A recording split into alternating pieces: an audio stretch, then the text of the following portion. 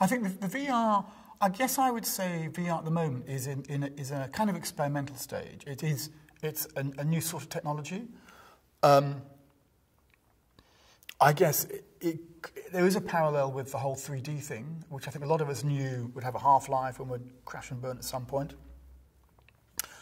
And there was always that talk about there's good 3D and there's bad 3D, and there's a lot of bad 3D, which kind of spoilt the market for the good 3D, probably. And I think it's a little bit the same in VR, but I think different, because it's a different sort of experience. It's not just, oh, we're watching a big screen, but it's in 3D. You're more immersed in it, and you have an ability as a viewer to be more in control. We've joined the BAFTA VR advisory group, which actually has quite big players. We're a relatively small player in the group, I have to say. But it's very interesting in that, as you say, there's a lot of money being thrown out at the moment. I think a lot of the bigger players are saying, let's have a year when we really see what this is about, and then we'll make an assessment on how much further we go with it. So I think 2017 is sort of that year. Let's put an awful lot of stuff out there, try an awful lot of things, and we'll work out which ones are going to work in the long run. It's definitely, we know it's going to have great industrial applications. I think that's a de facto. It's a very powerful tool from that point of view. I think one of the things that's coming out is these location-based sort of VR setups, so in shopping malls. So rather than having to buy your own Vive or Gear system, you can go to a shopping mall, have a very, very high quality experience, because clearly you can have huge computing power, really good definition, and some interesting ideas. I think museums and those sort of attraction places are going to find it useful. There's a very interesting piece I saw at the British Science Museum, which was re-entering the Earth's atmosphere from the space station in a Soyuz capsule, which is actually a perfect idea, because you're sitting on a seat, you're surrounded by absolutely photorealistic the capsule, which obviously is a very enclosed space. You've got a fairly small porthole to watch what's going on outside, and that's really interesting. And of course, you know, if you're a visitor to the museum, having had that experience, you then go and see a real Soyuz capsule. So that brings a kind of reality. This thing actually did descend from space back to Earth. I've just, in virtual reality, sat in the thing. You know, that must be a very powerful experience for a lot of people. Where it's going on the entertainment side, ask me in 5 years. We're looking at it. Again, we're coming at it from a story point of view. How do we tell stories? Is the grammar that much different? Probably not. There are different things you can do with it, but the fundamental storytelling grammar is probably going to be the same, whether it's comedy or whether it's tragedy. I think, you know, those maybe mini three-act structures aren't going to shift. It's often allied actually to theatre, and I did quite a lot of work in theatre way back. And I remember when it came out, I thought, yes, this is like being in a theatre. The main action is out there in front of you in a framed space, proscenium arch, or in this case, you know, the viewer. You can look around at your fellow audience members. You can look up at the balcony and the building itself. But the main action is staged effectively for you in a particular space. And that's broadly what you're going to follow. You can wander away from it, and the main action, well, in a theatre, it won't stop until you come back to it, but obviously in a VR system, you can hold the action until you know the viewer's back, and his focus is on the action. So it's a really interesting question. Yeah, we'll see. I think probably towards the middle of next year, I think things might be clearer. I think in 3 or 4 years' time, things will be much clearer still. The technology, you know, the screen-based stuff and the algorithms and the coding behind it is getting more and more sophisticated as we speak, in fact, which I think is really quite exciting. It's moving at a great pace at the moment. And there'll be a lot of stuff, you know, there'll be a lot of burning wrecks, you know, by the roadside, I'm sure, in a year or so. But there'll be a lot of interesting stuff that's still careering down that road as well, I'm sure. I think the training issue is something that we look at Aardman quite a lot, because as you say, the industry is expanding at a great rate, and the need actually ebbs and flows. At the moment, there's a real shortage of good storyboard artists.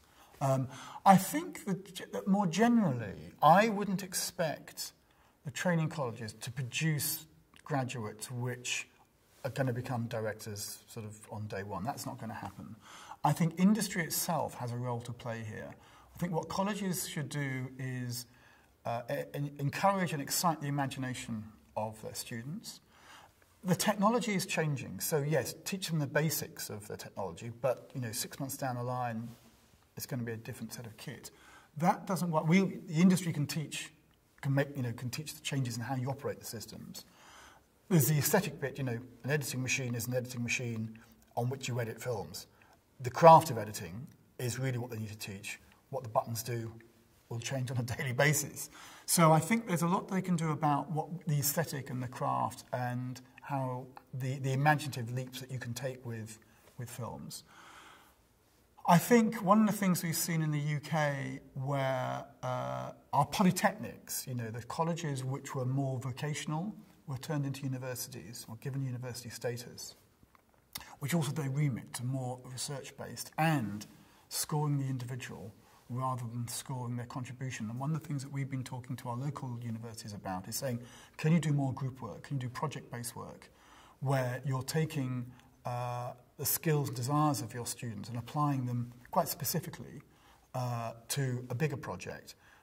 Don't get them all to do individual projects because effectively, asking somebody who wants to be, say, a character animator to come up with a great script, do great character design, come up with music and edit it, it's impossible. So, and effectively by default, a lot of those single-person films won't be very good. It's much better to say, I've got this great idea, I want to be a screenplay writer, I will write it, you can light it, you can design it, and you can edit it. And operate like a professional team.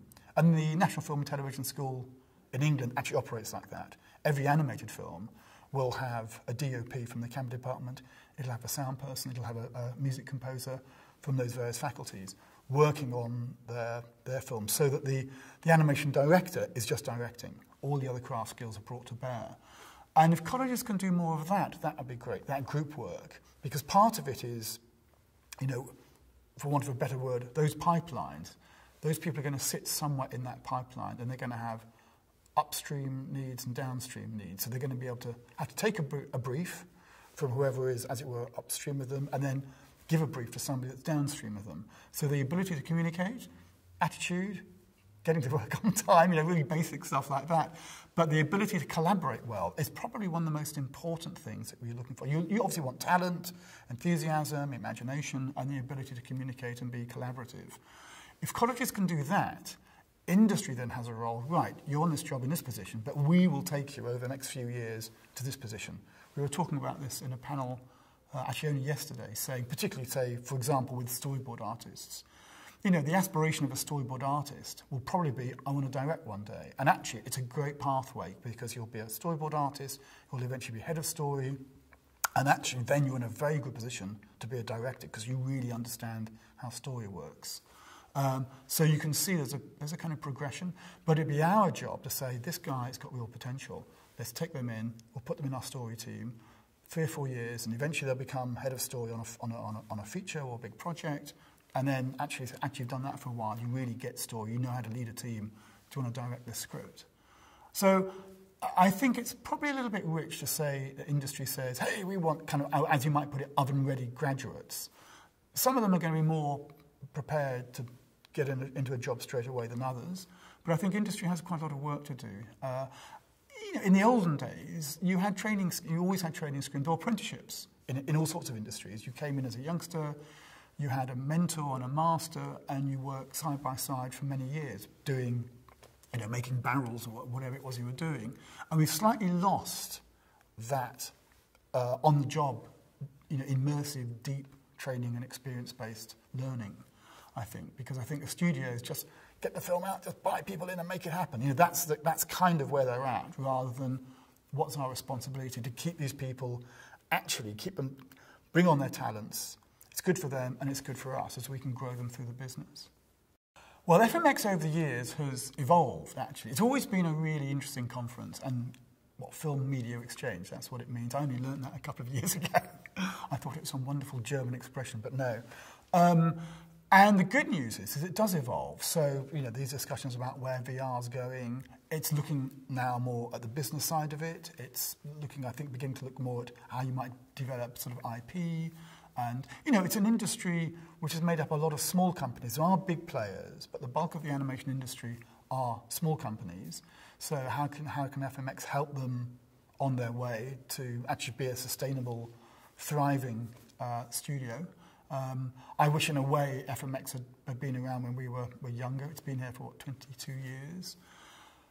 So it's relevant to us, mainly because of those conversations that you can have with people. What's it like for you? Oh, that's what we're doing, and that's what we're trying to do. And, you know, how are you finding it? Those very, you have time to talk. There are lots of great presentations, but the ability to meet and greet and discuss exactly these questions is really, really helpful. And obviously seeing where some of the technology is going, where the storytelling's going, and sort of where the business is going. As I say, a lot of it's up in the air, and to get sort of your ear to the ground, I think, is really, really useful.